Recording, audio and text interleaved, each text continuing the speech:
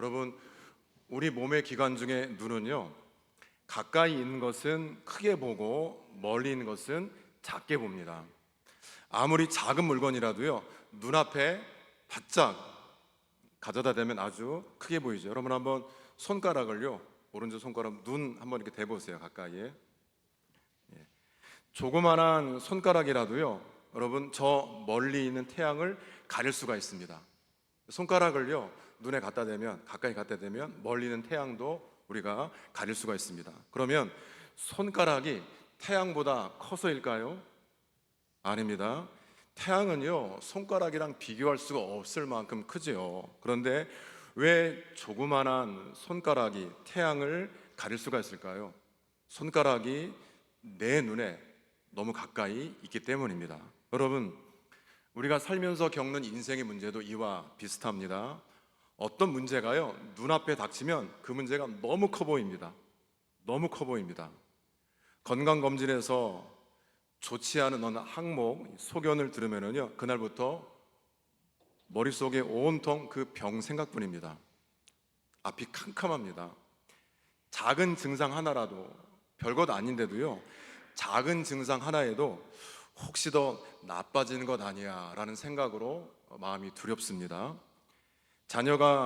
자녀에게 문제가 생기면 밤에 잠을 자면서도요, 그 아이 생각이 떠나지가 않습니다. 경제적으로 어려워지면 아침에 눈을 뜨자마자 돈 걱정부터 하고 통장의 잔고가요, 하나님의 약속보다 더 현실적으로 느껴집니다. 직장과 사업에 문제가 생기면 앞으로 어떻게 살아야 되나, 내일 어떻게 살아야 되나, 뭐 먹고 살아야 되나 걱정이 쌓이고 미래까지 어둡게 보입니다. 그럴 때 우리 성도님들 꼭 한 가지 기억하십시오. 우리가 마주하고 있는 문제가 크긴 크지만은요, 하나님보다 크진 않습니다. 문제가 아무리 크더라도 하나님보다 크지는 않다라는 것입니다. 문제를요, 하나님보다 더 가까이에서 바라보기 때문에 그 문제가 더 커 보이는 것입니다. 별것 아닌 문제인데도 우리가 가까이에서 쳐다보니까 그 문제가 더 커 보인다라는 뜻입니다. 인생의 골리앗이 눈앞에 너무 가까이 오니까요, 그 골리앗이 하나님 말씀을 가렸습니다. 하나님의 은혜도 다 잊어버리겠습니다. 그래서 이스라엘 백성들 가운데 어린 소년 다윗 외에는 모든 백성들이 두려움에 떨었던 것입니다. 우리 지난주 민수기 11장의 말씀을 통해서요, 내 마음의 나침반 감사인가 탐욕인가 라는 말씀을 나누었습니다. 이스라엘 백성들은 매일마다 하나님께서 저 광야 한복판에서요, 만나를 내려주시는데 하늘의 양식을 먹으면서도 감사하지 않았습니다. 그저 먹고 싶은 고기 하나가 없기 때문에요, 하나님께 받았던 은혜 다 잊어버리고 원망하고 불평하지 않았습니까?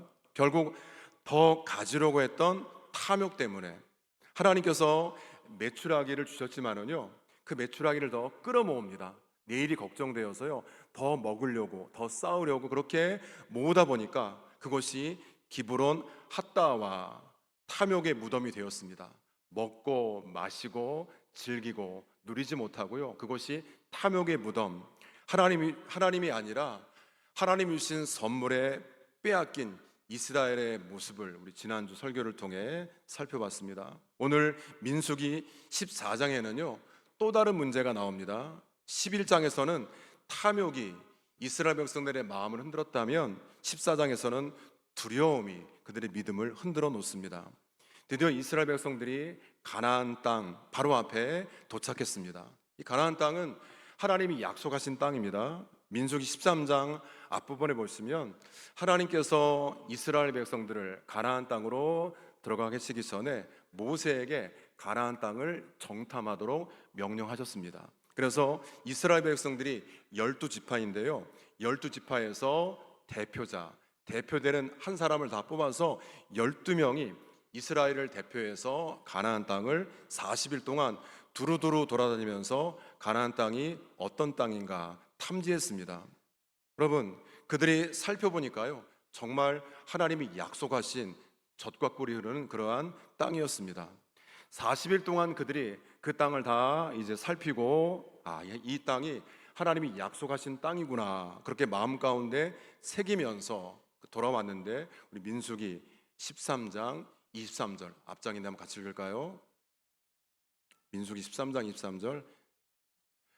또 에스골 골짜기에 이르러 거기서 포도송이가 달린 가지를 베어 둘이 막대기에 꿰어 매고 또 석류와 무화과를 따니라. 아멘. 여러분, 포도송이를 가지고 오는데 어떻게 가져왔습니까? 두 사람이 가지를 가운데 막대기를 넣어가지고요, 어깨에 메고 올 만큼 풍요로운 땅이었다, 그런 뜻입니다. 27절 보시면 모세에게 말하 이르되 당신이 우리에게 보낸 땅에 간즉 과연 젖과 꿀이 흐르는데 이것이 그 땅의 과일입니다, 고백합니다. 그러니까 풍요로운 땅은 맞습니다. 하나님께서 왜 이스라엘 백성들에게 가나안 땅을 정탐하도록 하셨을까요? 여러분, 첫 번째, 준비를 위해서입니다. 그들이 정복하고 그들이 살아갈 땅, 어떤 성읍이 있고 어떤 사람들이 살고 있는지 한번 가서 자세히 알아봐라 라고 하는 준비의 뜻이 있습니다. 지금 우리 교회학교 여름 성경학교 진행 중입니다. 수련회 예정되어 있는데요, 우리 이 행사는요 하루아침에 이루어지지 않습니다. 몇 개월 전서부터 어디로 가야 되는지, 또 우리가 어떤 준비를 해야 되는지 교육자 그리고 선생님들이 함께 모여서 기도하면서 준비하고요, 또 야외로 나갈 때는 사전 답사합니다. 미리 가서 우리 아이들, 우리 학생들의 안전에 이상은 없는지 미리 그렇게 살펴보면서 준비하는 것이 과정이죠. 여러분, 두 번째는요, 기쁨을 나누기 위해서입니다. 하나님이 약속하신 땅인데, 야, 정말 하나님이 말씀하신 게 맞구나, 복된 땅이구나, 가서 살펴보고 돌아온 다음에 서로서로에게 기쁨을 나누도록 먼저 정탐꾼을 보낸 겁니다. 세 번째는요, 이스라엘 백성들의 믿음을 시험하기 위해서입니다. 가나안 땅이 복된 땅은 맞지만 안악자손, 키가 큰 사람들이 거기 살고 있습니다. 강력한 군대가 있습니다. 성은 견고하고 성은 높습니다. 이스라엘 백성들이 그 가나안 땅을 이제 들어가서 그들과 싸워야 되는데 주눅들지 않고 하나님이 함께 하셨으니까, 하나님이 도와주셨으니까 우리가 이기겠지, 그 믿음을 가지고 하나님은 이스라엘이 가나안 땅을 향해 나가기를 원하셨습니다. 그들의 믿음을 시험하기 위해서, 그리고 기쁨을 나누기 위해서, 준비를 위해서 먼저 대표 12명을 가나안 땅에 보낸 것입니다. 여러분, 12명이 똑같은 가나안 땅, 똑같은 성읍, 똑같은 사람을 보고 돌아왔는데 보고서가 두 장으로 나눠졌습니다. 똑같이 출장을 갔는데 보고서가 한 장이 아니라 서로 다른 상반된 두 개의 보고서가 올라온 것입니다. 첫 번째 보고서는요, 10명의 정탐꾼들의 보고 내용인데요, 맞습니다. 그 땅은 정말 젖과 꿀이 흐르는 그러한 좋은 땅입니다. 그런데 동시에 그곳에는 강한 민족들이 살고 있습니다. 성읍이 견고합니다. 그 사람들은 우리보다 키가 훨씬 큰 아낙 자손들입니다. 문 따라합니다. 그러나, 좋은 땅이지만 그러나 우린 정복할 수 없습니다. 우리가 비교해 보니까 우리는 그 사람들에 비하면 메뚜기입니다. 하나님이 약속하신 땅 맞지만 그러나 우리는 정복할 수가 없습니다. 이들은요, 보이는 것만 맞습니다. 물론 보이는 것 볼 수 있습니다. 상식이고 기본이죠. 그런데 우리도 지금 눈앞에 보이는 것만 본다면 성도들 앞에 뭐가 보이십니까? 뭐가 보이세요? 아직까지 끝나지 않은 중동에서의 전쟁, 그 여파로요, 세계 모든 나라들이, 우리나라도 영향을 받아서 어려움을 겪고 있습니다. 여러분, 지금 여러분들의 가정 앞에는, 여러분들의 자녀들 앞에는 뭐가 보이십니까? 보이는 것만 보게 되면 도대체 우리에게 뭐가 지금 보이십니까? 이들은 사람만 봤습니다. 사람만 보고 두려워했습니다. 적들을 봤습니다. 그런데 그 사람과 적들과 그리고 큰 성읍에 눈이 팔려서 가나안의 강력한 군대보다 더 강력한 하나님을 보지 못했습니다. 지금까지 애굽에서부터 여기까지 인도하신 하나님의 능력의 손을 보지 못했습니다. 하나님이 얼마나 강한지를 보지 못했습니다. 여러분, 어떤 현실이라든지요, 상황, 문제를 우리가 어떤 시각으로 바라보는가 참 중요합니다. 하나님은요, 우리 사랑의 교회 성도들에게, 하나님의 사람에게 세상 사람들이 다 보고 있지만 그 사람들이랑 다른 시각을 갖고, 한번 따라합니다. 하나님을 염두에 두고. 볼 수 있지요. 다 보는데 그 볼 때 하나님을 염두에 두고 하나님과 함께 보기를 하나님은 원하십니다. 두 번째 보고서는요, 여호수아 갈렙의 보고서입니다. 이들은 눈에 보이는 현상만 보지 않았습니다. 여호수아 갈렙도 봤죠. 가나안 땅이 얼마나 강한 성들이 많은지, 성벽은 높은지, 안악 자손이 얼마나 큰지 그들은 봤습니다. 한번 따라합니다. 그러나 하나님이 함께 하시면, 지금까지 우리를 도와준 하나님이 함께 하시면 우리는 충분히 이길 수가 있습니다. 여러분, 백성들은 이 두 개의 보고서 중에 어느 쪽에 손을 들어 주었을까요? 10명이 보고한 부정적인 보고서에 그만 손을 들어 주었습니다. 그리고 절망에 빠졌습니다. 현실 감각까지 마비가 되어서 출애굽하고 홍해를 건너서 광야를 걸어서 이제 가나안 땅을 바라보고 있는데, 현실 감각까지 마비가 되어서 우리 애굽으로 돌아갑시다. 모세가 아니라 다른 사람을 지휘관으로 세워서 애굽으로 돌아갑시다. 우리는 저 안악 자손이랑 비교해 보면 메뚜기 같습니다. 아무것도 아닙니다. 메뚜기 같습니다. 하나님을 원망했습니다. 한 번 더 따라할까요? 불청, 불순. 여러분, 하나님을 원망하니까요, 불청, 하나님 말씀 듣지 않습니다. 불순, 하나님 말씀에 순종하지 않습니다. 불평, 불만, 불신앙은요, 이스라엘의 고질병인데, 이 고질병이 지금 가나안 땅을 앞에 두고 재발하는 것입니다. 이스라엘 백성들에게 악한 회귀 본능이 있습니다. 조금 부족하고 힘들고 배고프고 모자라면 애굽이 좋았는데 애굽으로 돌아가야지, 악한 회귀 본능이 되살아 난 것입니다. 하나님이 지금까지 함께 하셨고, 아니 오늘 아침에도 만나를 먹었습니다. 지금 이 시간에도 원망 불평하는데도 여전히 구름과 불기둥이 그들을 지키시고 보호하시는데, 하나님이 하시는 일을 보지 못하는 영적 소경이 되고 만 것입니다. 여러분, 우리가 살아가면서 문제는요, 무엇을 보았느냐보다요, 무엇을 더 크게 보았느냐가 중요합니다. 여러분은 무엇을 더 크게 보고 계십니까? 여호수아 갈렙만이 그 하나님을 봤지요. 옷을 찢으면서 회개합니다. 이러면 안 됩니다. 이러면 안 됩니다. 하나님이 지금까지 인도하셨는데 하나님을 따라가야죠. 하나님이 우리를 기뻐하시고 우리를 인도하시면, 그러나 충분히 가나안 땅 우리가 정복할 수가 있습니다. 우리에게 메뚜기가 아니라 오히려 그들이 우리의 밥입니다. 그들은 우리의 먹이입니다. 밥입니다. 하나님을 바라봤습니다. 지금까지 인도하신 하나님을 잊지 않았습니다. 앞으로 인도하실 하나님을 신뢰했습니다. 10명의 정탐꾼들은요, 거인을 크게 봤습니다. 여호수아 갈렙은 하나님을 더 크게 봤습니다.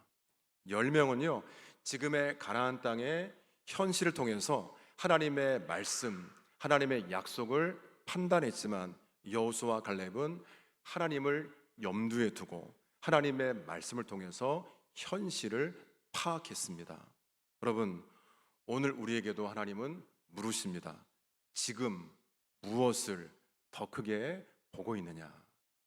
여러분들의 가정에게 물으십니다. 지금 무엇을 더 크게 보고 있습니까? 첫 번째로 여러분, 하나님의 말씀보다 현실이 더 커 보이면 원망이 시작이 됩니다. 27절 한번 같이 읽죠. 나를 원망하는 이 악한 회중에게 내가 어느 때까지 참으랴?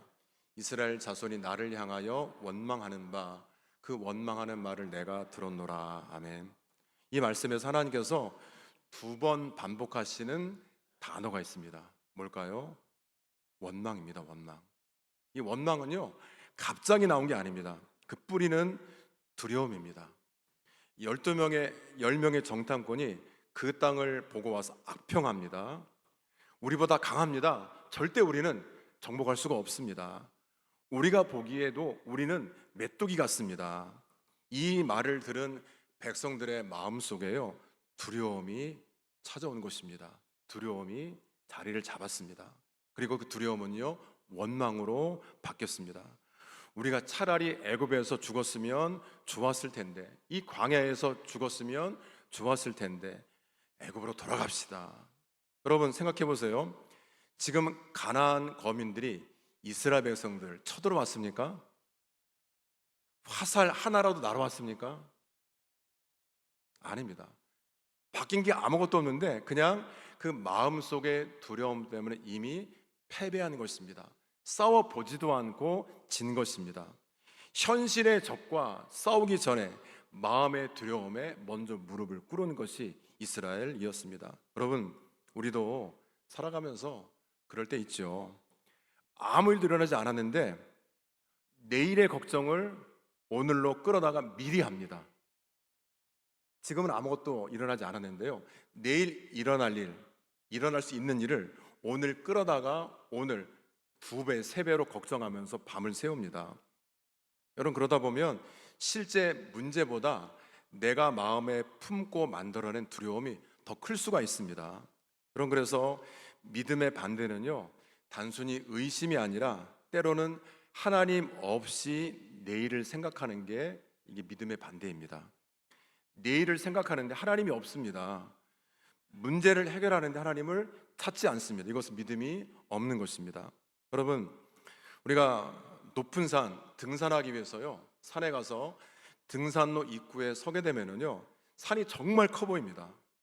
입구에서 고개를 한참 들더라도 산이 다 보이지가 않습니다. 너무 컸어요. 한참 들어야지 정상까지 보일 때가 있습니다. 그런데 비행기를 타고 하늘에 올라가면 조금 전까지 정말 크게 보이던 그 산이 어떻게 보이죠? 작게 보입니다. 산이 작아진 것입니까? 아니죠. 산은 그대로입니다. 산을 바라보는 나의 위치가 달라진 것입니다. 믿음이 그런 것입니다. 여러분, 믿음은요, 문제를 바라보는 위치를 바꾸는 것입니다. 내가 지금 서 있는 곳에서 산을 바라보면, 문제를 바라보면 문제가 너무 큽니다. 너무 커 보입니다. 산이 너무나 커 보입니다. 내가 어떻게 하지? 이거 내가 힘으로 안 되는데, 내 능력으로 안 되는데 가능할까? 그렇게 바라보면은요, 점점 더 산은, 문제는 커집니다. 그때 어디로 가야 돼요? 비행기 타셔야 됩니다. 어디로 가야 돼요? 말씀의 자리로 돌아야 됩니다. 말씀을 보고 듣고 기도하면 그 산이 별것 아닙니다. 작아 보입니다. 하나님과 함께 그 문제를 바라보면, 아, 그래, 하나님께서 도와주시겠지. 지금까지도 하나님이 인도하셨는데. 여러분, 기도하시면서 기도의 자리에서 그 문제를 바라보면요, 달라 보입니다.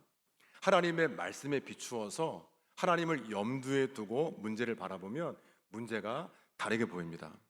여러분, 산은 그대로 있습니다. 거인도 그대로입니다. 성벽도 그대로입니다. 그런데 여호수아와 갈렙은 산보다, 거인보다, 성벽보다 더 크신 하나님을 바라보는 것입니다. 여러분, 그래서 꼭 우리가 주일 예배 그리고 공예배, 여러분 기도의 자리 잘 참석하시는데요, 이 예배의 자리가 참 중요합니다. 그냥 우리가 와서 예배 드리면, 오늘 마음 좀 편하겠지, 마음 좀 편하겠지. 예배 시간은요, 그냥 복잡했던, 어려웠던 현실을 등진 시간이 절대 아닙니다. 현실보다 더 크신 하나님을 만나기 위해서 우리가 나오는 것입니다. 그 하나님 만나면, 하나님과 함께 한 주를 출발하면 문제가 작아 보이고, 여러분, 문제를 바라보면 하나님이 작아 보입니다. 어느 편을 선택하시겠습니까? 여러분, 예배 드리시고 기도하시면서 그 크신 하나님을 마음에 품고 하나님과 함께 한 주를 출발하시는 우리 성도 되시기를 주님의 이름으로 축복합니다. 두 번째로, 하나님의 말씀보다 현실이 커 보이면 말이 달라집니다. 28절 한번 같이 읽죠.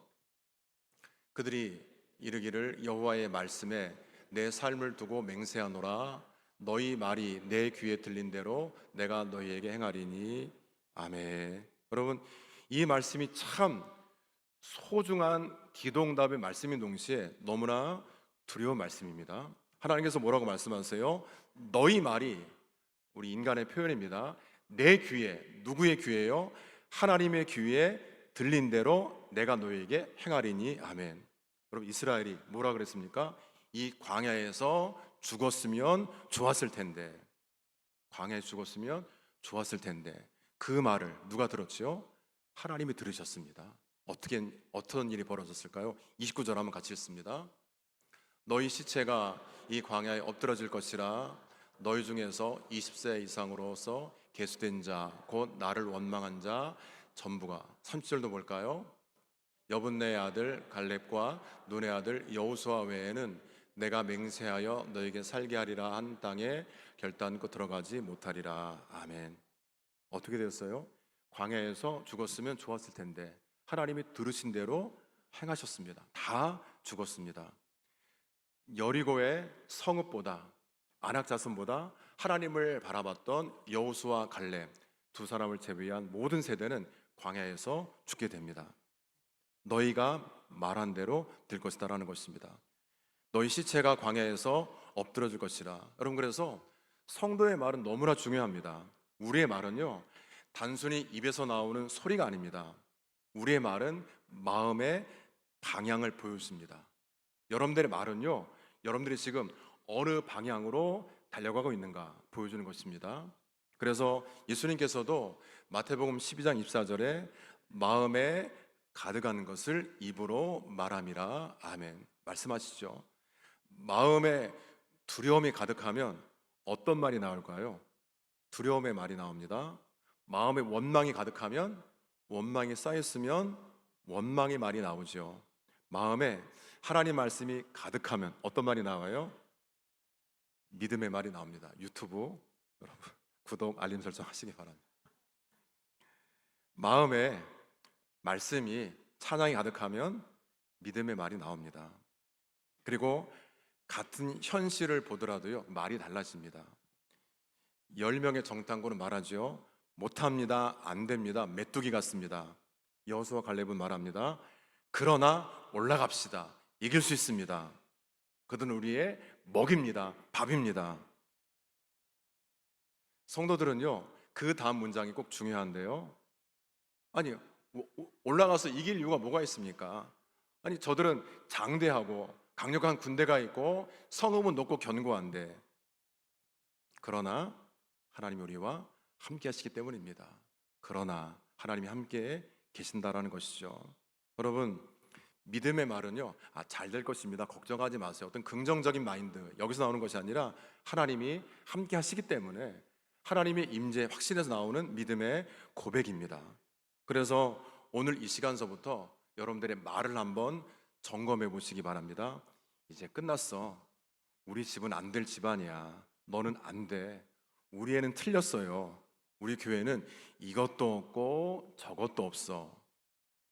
이런 말을 너무 쉽게 하지 않기를 바랍니다.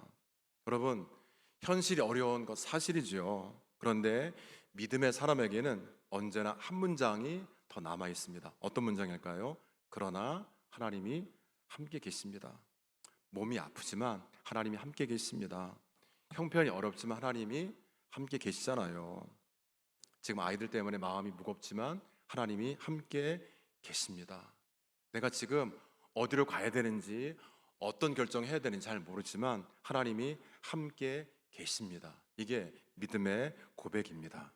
여러분, 존 버녀는요, 17세기 영국의 유명한 그 철로 역정을 기록한 목사님인데요, 복음을 증거하다가 12년 동안 감옥에 투옥되었습니다. 그 목사님에게도 가족이 있었습니다. 특별히 앞을 보지 못하는 어린 딸을 비롯해서 돌봐야 될 가족들이 있었습니다. 감옥에 있다라는 게 얼마나 큰 고통이겠습니까? 아버지로서 가정을 생각하면 그 마음이 무너졌을 것입니다. 더군다나 그에게는요, 감옥에서 나올 수 있는 길도 있었습니다. 복음을 전하지 않겠다 약속하면 나올 수가 있었습니다. 여러분, 어떤 결정을 했을까요? 눈앞에 현실을 보면 답은 너무나 분명합니다. 가족이 기다리고 있습니다. 어린 가족들이, 자녀들이 있습니다. 감옥은 춥고 힘듭니다.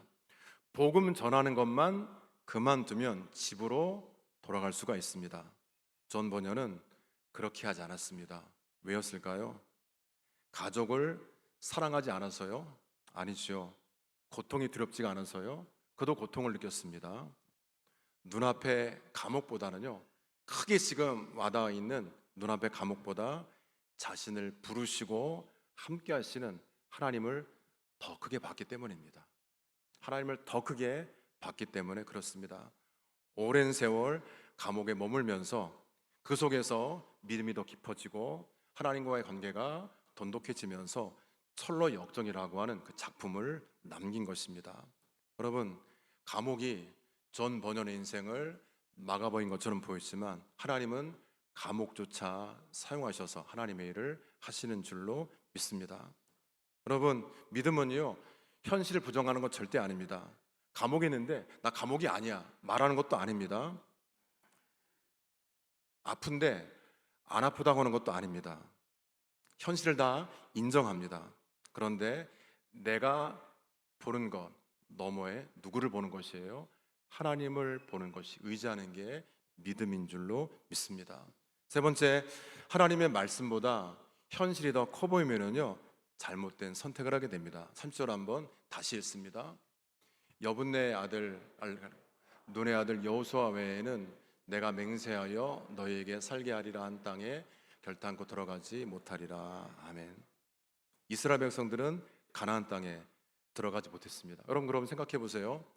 가나안 땅에 들어가지 못한 건 거인 때문입니까? 가나안 땅의 성벽입니까? 강력한 또 철옹성 같은 여리고성 같은 성이었을까요? 가나안의 군대입니까? 아닙니다. 가나안 땅에 들어가게 하지 못한 것은 그들의 불신앙입니다. 가나안의 거인보다 더 무서운 것은 마음속의 불신앙이었습니다. 하나님은 애굽의 바로도 심판하셨습니다.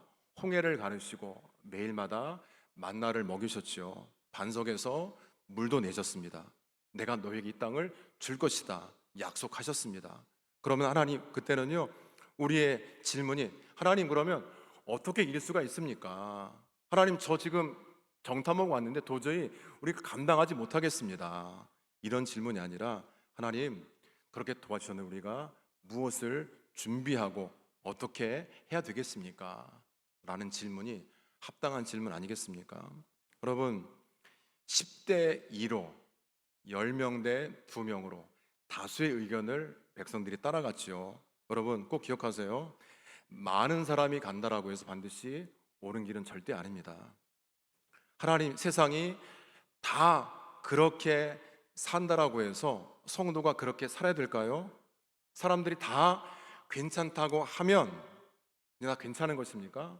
사람들이 다 괜찮다고 하는데 하나님이 아니야라고 말하면 우리들은 어떻게 될까요? 멈춰야 되겠죠. 사람들이 다 괜찮다고 하더라도 하나님이 아니야라고 말씀하시면 여호수아 갈렙처럼 믿음의 좁은 길을 걸어가시기를 주님의 이름으로 축복합니다. 사람들이 뭐라고 말하느냐보다 하나님께서 뭐라고 말씀하셨어? 하나님이 뭐라고 말씀하셨어? 이것이 우리에게 중요한 신앙의 기준입니다. 사람들은 이렇게 말합니다. 상황이 좋아지면, 문제가 해결되면 믿겠습니다. 상황이 좋아지면, 일이 풀리면 감사하겠습니다. 여러분, 믿음은요, 상황이 달라진다고 생기는 것 절대 아닙니다. 같은 상황에서도 바라보는 눈에 따라서, 시선에 따라서 그의 믿음이 드러납니다.